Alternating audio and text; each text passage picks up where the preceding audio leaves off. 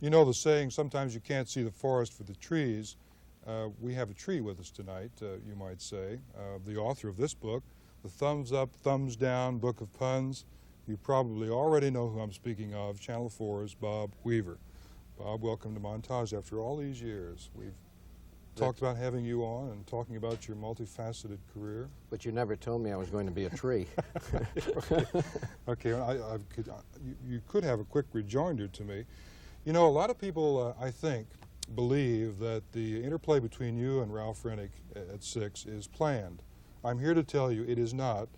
I don't know about Ralph's side, but I know Bob's response to Rennick when he gives him something is usually fresh. Am I not correct? Well, that's right. Okay.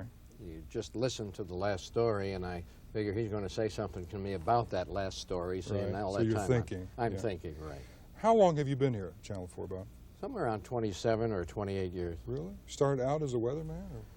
No, I actually was an intern here from the University of Miami, and I did a little of everything. I was directing, producing. You know, I was the general slave at that time. Right. And but it was fun, and I learned a lot. And then when my internship was up, I was hired, and I did a lot of odds and ends until we decided to have a weather program. And since I had taken some meteorology at the university, I was designated as a weatherman at that time. Right.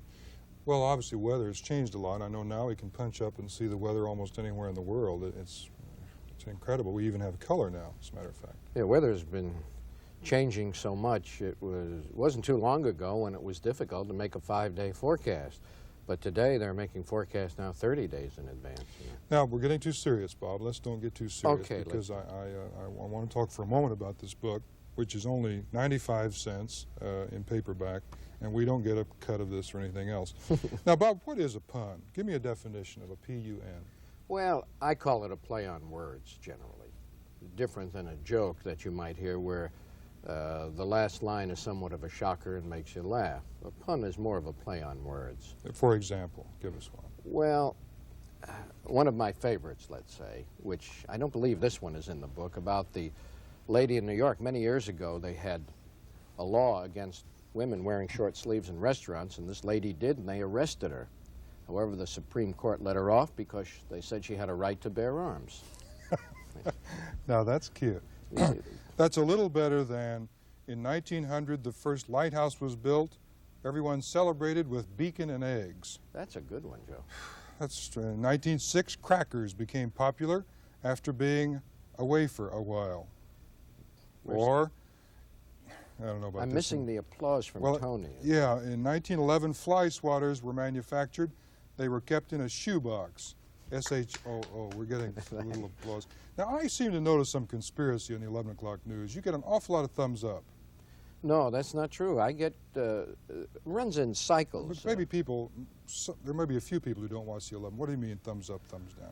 Well, when I give one of the puns, the crew stands around either doing this, this, or this, you see, and I get thumbs down most of the time. However, I will say this, that there are times when there's some dissension in the group. I get a few thumbs up and a few thumbs down, so I take the benefit of the thumbs up on that. How'd that all start? What made you begin to... First of all, it has become very popular, I'll tell the audience.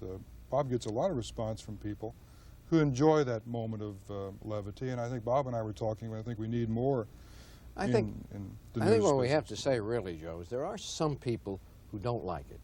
Right. I mean, you know, it's like anything else. There are some people that don't like it. But whatever we do in this business, we have to do for the majority, or for most of the people. Yeah. And most of the people seem to enjoy that little break and having a pun thrown in here and there. Do you make them up yourself? What percentage do people send in or contribute? Well, I'd say about 95% is made up, and about 5% from people outside who send in some, and every once in a while we get a real good one. Yeah. And there was a response, I guess. That's why you did the book, for Yes, people who wanted to read it. We initially did the book locally, and then, of course, a friend of mine named Bruce Nash, who's an excellent writer, he helped get together the entire book. It was sold to the publisher, and now is all over the country. Give me another pun that we can live with. Why don't you just read one out of the book? Well, let's Pick see. a good one. In 1966, cigarette lighters were given as prizes to tennis players who won a match. That's But I'll try one more before thumbs down. Okay, one more. Now this is at random. In 1968, miniskirts became popular. Worried husband said, "The thigh's the limit." that's really good, Joe. Okay. But seriously, you have to remember one thing, that Yeah. the funny thing about a pun sometimes is that it's so bad. You know. I see. That's what really makes it funny. Oh, okay. Bob, thanks very much. Oh, my pleasure. Thank you for letting me on Sure. your great show. Sure. Joe. We'll be right back.